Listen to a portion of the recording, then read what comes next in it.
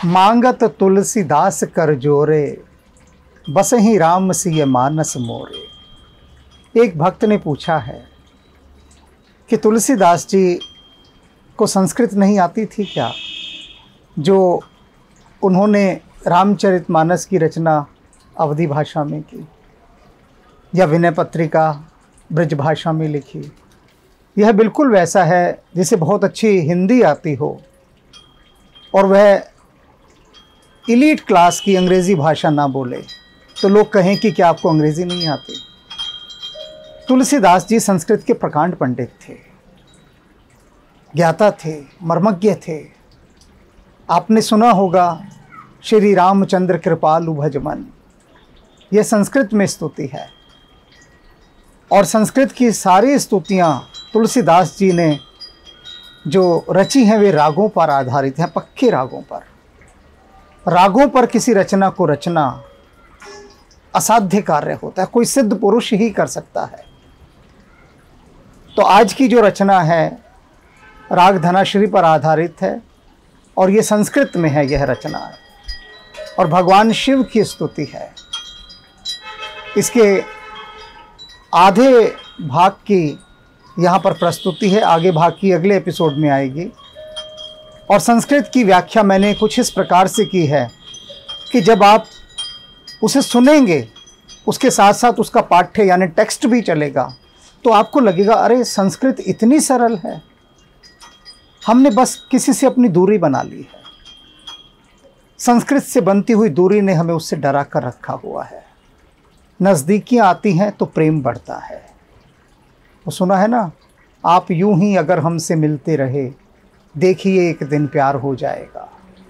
तो संस्कृत भाषा से यूं ही लगातार आप मिलते रहें, उसे अपने दैनिक जीवन में उसका उपयोग करते रहें तो देखिए आपको संस्कृत से कितना प्यार हो जाएगा। तो आज हम उसी प्रेम की और भक्ति की यात्रा पर चल रहे हैं विनय पत्रिका के साथ।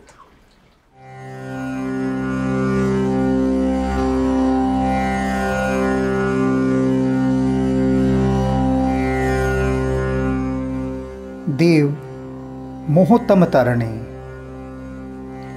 हे महादेव, आप क्या हैं? आप मोह रूपी अंधकार को खा जाने वाले सूर्य हैं। हर, हे रुद्र, हे शंकर, शरणम, मैं आपकी शरण हूँ।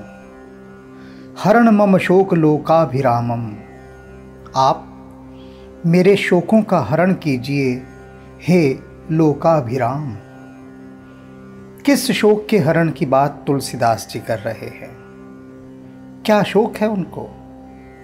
एक ही शोक है कि भगवान राम के श्री चरणों में मेरी प्रीति कैसे हो, मेरी अविनाशी भक्ति कैसे हो। उनका वह मन राम की भक्ति में नहीं लग पा रहा, यही दुख शोक उनको सता रहा है।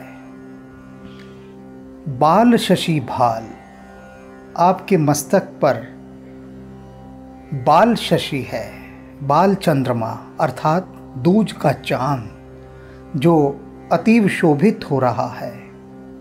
सुविशाल लोचन कमल, और आपके जो ये विशाल नेत्र हैं वे कमल के समान हैं।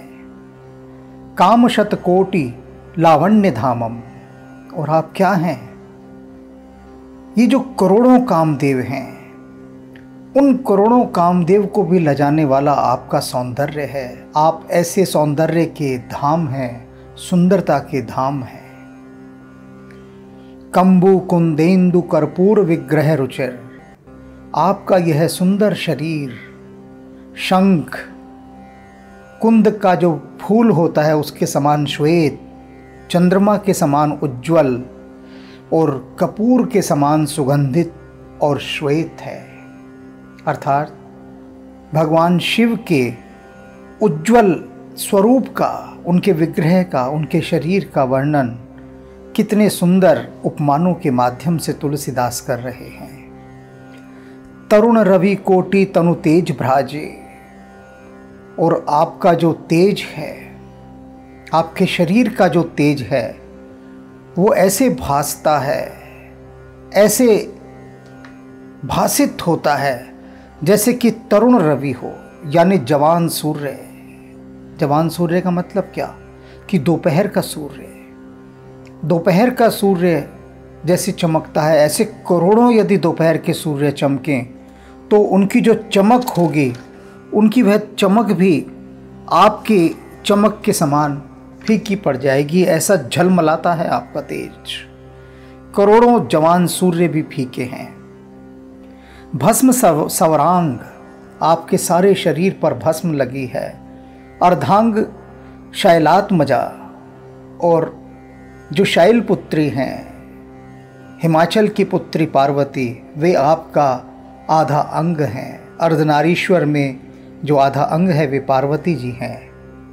ब्याल नृकपाल माला विराजे, आपके गले में सांपों की और नरमुंडों की माला विराजमान है। मौली संकुल जटा मुकुट विद्युत छटा, और मुकुट कैसा धारण किया हुआ है भगवान शिव ने। कहते हैं जो आपकी जटाएं हैं, उन जटाओं से ही आपका सुंदर मुकुट बना है, और पिंगल वर्ण की वे जटाएं, ऐसा लगता है जैसे बिजलियां चमक रही हों। आपकी जटाओं से ही आपने अपना मुकुट बना लिया है।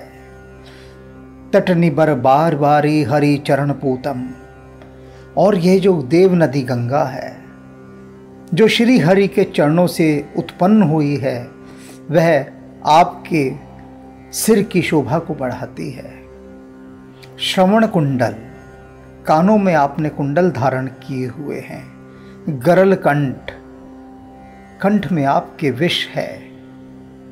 करुणाकंद, करुणा के आप फल हैं। सचिदानंद वंदे अवधूतम, आप सत्यचित और आनंद का स्वरूप हैं। मैं ऐसे अवधूत भगवान शिव को नमस्कार करता हूँ, उनकी वंदना करता हूँ। शूल शायक पिनाकासिकर, आपने अपने कर कमलों में शूल, सायक अर्थात बाण, पिनाक धनुष, अस्त्र, तलवार ये धारण की हुई है। भगवान शिव शस्त्रधारी हैं।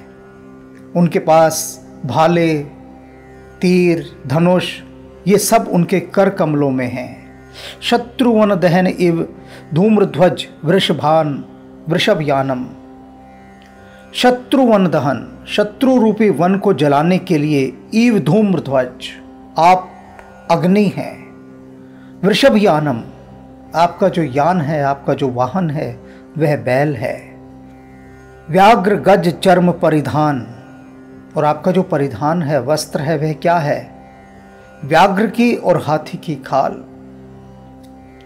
विज्ञान घन, आप विज्ञान के बादल हैं। तुलसीदास जी यहाँ कह रहे हैं भगवान शिव के लिए कि आप विज्ञान घन हैं, अर्थात विज्ञान के बादल हैं। विज्ञान आपसे झरता है वर्षा के समान। यदि हम इसको विज्ञान धन भी पढ़ें तो भी यही अर्थ होगा कि आप विज्ञान के धन हैं। कैसे? भगवान शिव बहुत महान वैज्ञानिक हैं, और इनके वैज्ञानिक होने का एक प्रमाण जो सबसे प्रचलित प्रमाण है वह है सीता स्वयंवर में रखा हुआ शिव का धनुष, अजगव धनुष। ऐसा धनुष था वो कि संसार में उसके समान कोई दूसरा धनुष नहीं था, और उसके आविष्कारक भगवान शिव थे, जो किसी से हिला ही ना हिल सका। ऐसा महान धनुष। अनेक दिव्यास्त्रों के निर्माता भगवान शिव रहे हैं। अर्जुन को उन्होंने पाशुपतास्त्र दिया, तो इसलिए कहा है तुलसीदास ने कि आप विज्ञान जो है आपके अंदर समाया हुआ है। सिद्ध सुर मुनि मनुज सेव्यमान, बड़े बड़े सिद्ध देवता, मुनि और मनुष्य सब आपकी सेवा करते हैं।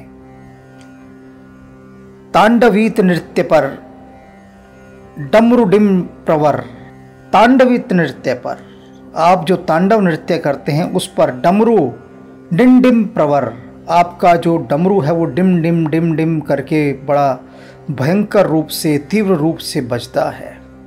अशुभ इव भांति कल्याण राशि, आप हर प्रकार से अशुभ दिखते हैं। बाहरी आपका जो परिधान है, रूप है, उन सब को देखकर कोई भी व्यक्ति भयभीत हो जाए, डर जाए और कहे कि बड़े अमंगल वेशधारी हैं ये शिव, किंतु इव भांति कल्याण राशि। इस तरह से होते हुए भी, अमंगल रूप वाले होते हुए भी आप कल्याण की राशि हैं। तुलसीदास जी भगवान शिव के माध्यम से यह समझा रहे हैं कि बाहरी रूप सौंदर्य देखकर लोग धोखे में आ जाते हैं। देखते हैं कितना अच्छा साफ सुथरा आदमी है, टाई वाई लगाई हुई है, पूरी शेव बना के क्लीन शेव हुआ पड़ा है, 3-3 बार घिसी होगी दाढ़ी उसने अपनी, तब क्लीन शेव हुआ है, औरतों से भी ज़्यादा चिकना मुंह बन गया है, तो लोग कहते हैं भी बड़ा भला है, सज्जन आदमी है। तो रूप को देखकर लोग मर मिटते हैं और धोखे खा जाते हैं। तो तुलसीदास जी कह रहे हैं कि भगवान शिव का रूप यदि देखोगे तो डर के मारे कांपने लगोगे, दूर भागोगे, लेकिन रूप पर मत जाओ। कहते ना, दिल को देखो चेहरा ना देखो, चेहरों ने लाखों को लूटा, दिल सच्चा और चेहरा झूठा। तो यहाँ पर बता रहे हैं कि भगवान शिव चाहे अमंगल वेशधारी हैं, भयानक दिखते हैं, अशुभ दिखते हैं, लेकिन हर प्रकार से वे कल्याण की राशि हैं, सबका शुभ चाहते हैं। महाकल्पांत ब्रह्मांड मंडल दवन, महाप्रलय के समान कल्प का जब अंत होता है तो वो पूरे ब्रह्मांड को जलाकर भस्म कर देते हैं। भवन कैलाश, उनका भवन कैलाश पर है, आसीन काशी, और काशी में वे विराजमान रहते हैं। ऐसे शिव मुझ पर कृपा करें। मेरे मम हरण मम शोक लोकाभिरामम, हे लोकाभिराम, सबको अच्छे लगने वाले भगवान शिव, मेरे आप इस शोक का हरण कीजिए। तुलसीदास जी भगवान शिव को हर प्रकार से रिझा रहे हैं, प्रसन्न कर रहे हैं, और इतना सब करने के बाद उन्हें राम भक्ति का वरदान मिला। ये गहरे सोचने वाली बात है कि हम कहाँ भगवान शिव से प्रार्थना करते हैं, विनती करते हैं, याचना करते हैं, उनसे भीख मांगते हैं कि हमें राम की भक्ति दो। हम तो भगवान शिव को बाईपास करके, एक तरफ साइड से करके कि साइड में हो भगवान शिव, हमें क्या लेना देना आपसे, हम तो डायरेक्ट राम से मिलेंगे। लोग ऐसे अहंकार में भर के घोषणा करते हैं कि अजय हमें हनुमान से कुछ नहीं लेना देना, ना शिव विव से, अपन तो डायरेक्ट राम से बात करेंगे, डायरेक्ट। और इसीलिए तो सबसे पहले तुलसीदास जी ने यही कहा ना, मोह तम तरणी, कि आप मेरे इस मोह रूपी अंधकार को दूर कीजिए। लोग कितने कितने मोहग्रस्त हैं, ऐसे अंधकारों से घिरे हैं, कुछ दिखता ही नहीं उस अंधकार में, दिखता ही नहीं कि किस तरह से तुलसीदास जी रास्ता दिखा रहे हैं। तो देखने के लिए भी तो गहरी समझ चाहिए ना, उसी समझ को बढ़ा रहे हैं। तो आज इस का मैं आधा अंश यहाँ पर व्यक्त कर रहा हूँ। 5 इसकी कलियाँ मैंने यहाँ पर कही हैं, और आगे जो शेष बचा है और इसकी 4 कलियाँ और बची हैं, उनको मैं कल अभिव्यक्त करूँगा।